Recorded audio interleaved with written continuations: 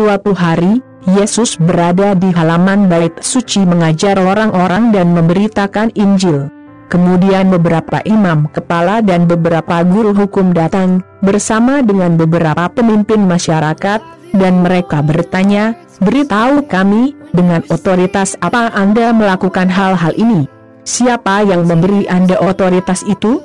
Yesus menjawab, "Saya juga akan mengajukan pertanyaan."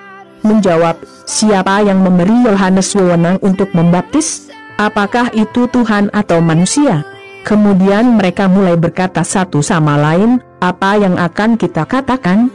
Jika kita mengatakan itu adalah Tuhan, dia akan bertanya, 'Lalu mengapa kamu tidak percaya pada John?' Tetapi jika kita mengatakan mereka adalah manusia, kerumunan ini akan melempari kita dengan batu, karena mereka mengira Yohanes adalah seorang nabi." Jadi mereka menjawab, "Kami tidak tahu siapa yang memberi Yohanes wewenang untuk membaptis." Yesus berkata, "Kalau begitu, saya juga tidak mengatakan dengan otoritas apa saya melakukan hal-hal ini." Kemudian Yesus menceritakan perumpamaan ini kepada orang-orang. Seorang pria membuat perkebunan anggur, menyewakannya kepada beberapa petani dan kemudian melakukan perjalanan menjauh untuk waktu yang lama. Saat panen tiba, dia mengutus seorang karyawan untuk menerima bagiannya. Tetapi para petani memukulnya dan mengirimnya kembali tanpa apa-apa. Pemiliknya mengirim karyawan lain, tetapi mereka juga memukulinya, kemudian memperlakukannya dengan memalukan dan mengirimnya kembali tanpa apa-apa. Jadi dia mengirim karyawan ketiga, tetapi petani juga memukulinya dan mengusirnya. Kemudian pemilik perkebunan berpikir, "Apa yang akan saya lakukan? Saya sudah tahu, saya akan mengirim anak saya tersayang. Saya yakin mereka akan menghormatinya." Tetapi ketika para petani melihat putranya, mereka berkata, "Ini adalah putra pemilik, dia akan mewarisi perkebunan. Kami akan membunuhnya, dan perkebunan itu akan menjadi milik kami." Jadi mereka melempar putra mereka dari perkebunan dan membunuhnya. Kemudian Yesus bertanya, "Dan sekarang, apa yang akan dilakukan oleh pemilik perkebunan?"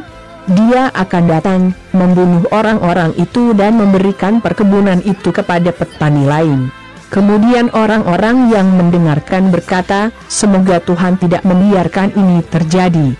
Tetapi Yesus memandang mereka dengan baik dan berkata, "Kitab suci menyatakan, batu yang ditolak oleh pembuatnya ternyata yang paling penting dari semuanya. Siapapun yang jatuh di atas batu itu akan hancur berkeping-keping. Dan jika batu itu jatuh menimpa seseorang, orang itu akan berubah menjadi debu." Para ahli Taurat dan para imam kepala tahu bahwa Yesus telah menceritakan perumpamaan ini terhadap mereka, dan mereka ingin menangkap Dia di sana, tetapi mereka takut kepada orang-orang. Kemudian mereka mulai memperhatikan Yesus. Beberapa pria dibayar untuk mengajukan pertanyaan kepadanya. Mereka harus berpura-pura tulus dan mencoba mendapatkan bukti yang menentang Yesus. Jadi para ahli hukum dan para imam kepala memiliki alasan untuk menangkap dan menyerahkannya kepada gubernur Romawi. Orang-orang ini bertanya, "Guru, kami tahu bahwa apa yang Anda katakan dan ajarkan adalah benar.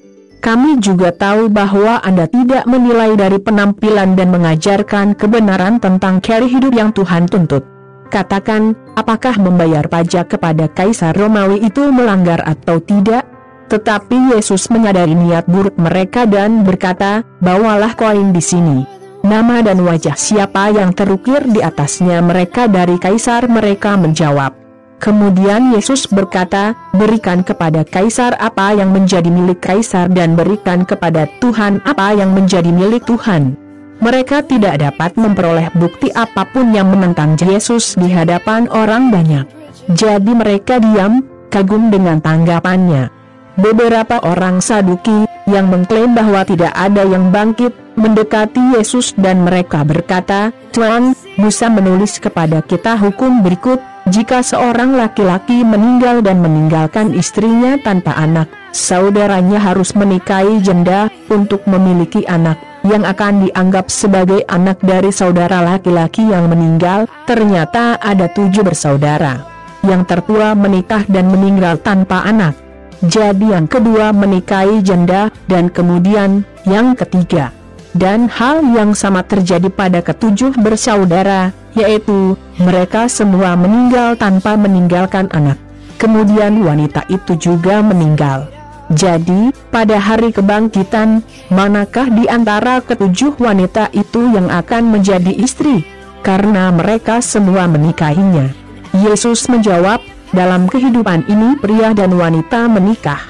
Tetapi orang-orang yang pantas untuk mencapai kebangkitan dan kehidupan masa depan tidak akan menikah di sana, karena mereka akan menjadi seperti malaikat dan tidak bisa mati. Mereka akan menjadi anak-anak Allah karena mereka telah dibangkitkan. Dan Musa dengan jelas menunjukkan bahwa orang mati akan dibangkitkan. Ketika dia berbicara tentang bui yang terbakar, dia menulis bahwa Tuhan adalah Tuhan Abraham, Tuhan Ishak dan Tuhan Yakub. Ini menunjukkan bahwa Tuhan adalah Tuhan yang hidup dan bukan Tuhan yang mati, karena bagi dia semua hidup. Kemudian beberapa ahli hukum berkata, jawaban yang bagus, Guru. Dan mereka tidak memiliki keberanian untuk bertanya padanya lagi. Kemudian Yesus bertanya kepada mereka, bagaimana bisa dikatakan bahwa Mesias adalah keturunan Daud?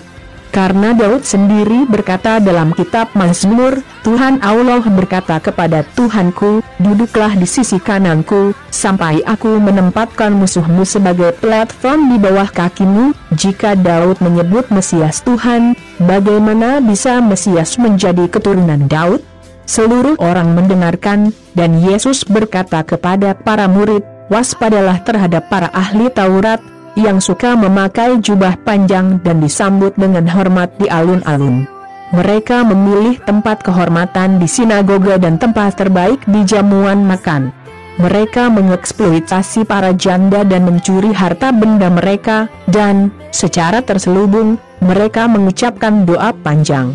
Oleh karena itu, hukuman yang akan mereka derita akan menjadi lebih buruk. Lukas 20:1-47